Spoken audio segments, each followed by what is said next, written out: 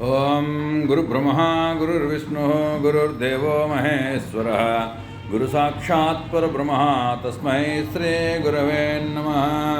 Shri Shri Shri doctor Marul Ramakrishna गुरुदेवतायै नमो नमः। బాలాత్రిపుర అమ్మవారు బ్రహ్మీ శక్తి స్వరూపిణి, గాయత్రి స్వరూపము. గాయత్రి అంటే ప్రాణశక్తి. గాయత్రికి బ్రహ్మశక్తి అని పేరుంది. బ్రహ్మశక్తి కాబట్టి అమ్మవారికి పుస్తకము, కమండలము రెండింటినీ చేతుల్లో ఉంచుతాము. పుస్తకము అంటే పుస్తకంలో ఉన్న జ్ఞానం కాదు, చక్రీయ గమనము.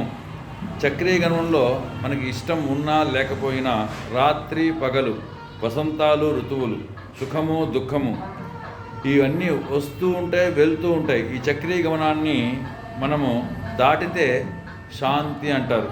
అప్పుడు ఆ రెండు ఎవరైతే దాటగలుగుతారో అప్పుడు శాంతి ఏర్పడుతుంది తప్ప అంతలోపు శాంతి ఏర్పడదు.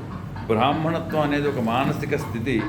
సాయంత్రం అయ్యేసరికి ఏ పదార్థము ఉండకుండా ఎవరైతే దాన్ని విసర్జించి పొయ్యిని కూడా కడిగి పెట్టేస్తారో అటువంటిది బ్రాహ్మణ్యము. అది ప్రస్తుతం లేదు. అటువంటి బ్రాహ్మణులకి చాలా విలువ ఉండేది. భూసురులు అనేటువంటి పేరు ఉండేది పూర్వకాలం. దాన్నే సోహం అనేటువంటి శబ్దంతో ఆ జప గాయత్రిని చేస్తూ ఉండేవాళ్ళు. అహం బ్రహ్మాస్మి అని చెప్పి అనేవాళ్ళు. ఐఆమ్ దట్ అనేటువంటిది కూడా ఆ పదము దానికే వర్తిస్తుంది, బ్రాహ్మణత్వానికే.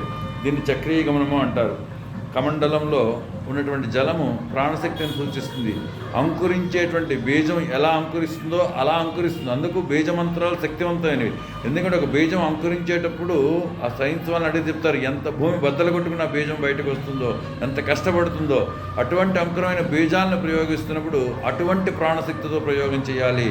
అందుకే బీజశక్తిని అందరూ ప్రయోగం చేయలేరు అని చెప్పడానికి కారణం అది. అటువంటి ప్రాణశక్తి లేని బీజము నిస్సారంగా ఉంటుంది కాబట్టి ప్రాణంతో ఉన్నటువంటి బీజాలను ప్రయోగం చేయాలి. అటువంటి బాలాత్రిపుర అమ్మవారికి, శాంతిదాత అయిన బాలకి నమస్కారం. కమండల శక్తి, పుస్తక శక్తి రెండూ ఉన్నట్టు అమ్మవారికి నమస్కారము. చక్రీయంలో ఉన్న అమ్మవారికి నమస్కారము.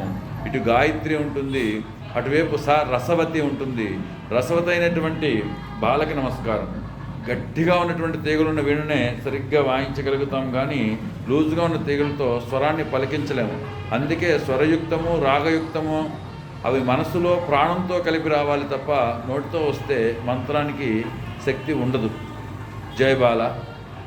బాలాత్రిమవారు సర్వశక్తి స్వరూపిణి, గాయత్రి స్వరూపిణి, వేదమయ స్వరూపిణి. శ్రీ విద్యాపీఠంలో 3వ రోజు శ్రీ విద్యలో ప్రారంభానికి కావలసినటువంటి మూల అంకురమైనటువంటి బీజశక్తికి సంబంధించినటువంటి పాఠం సమాప్తం. జయ బాల, జయ బాల.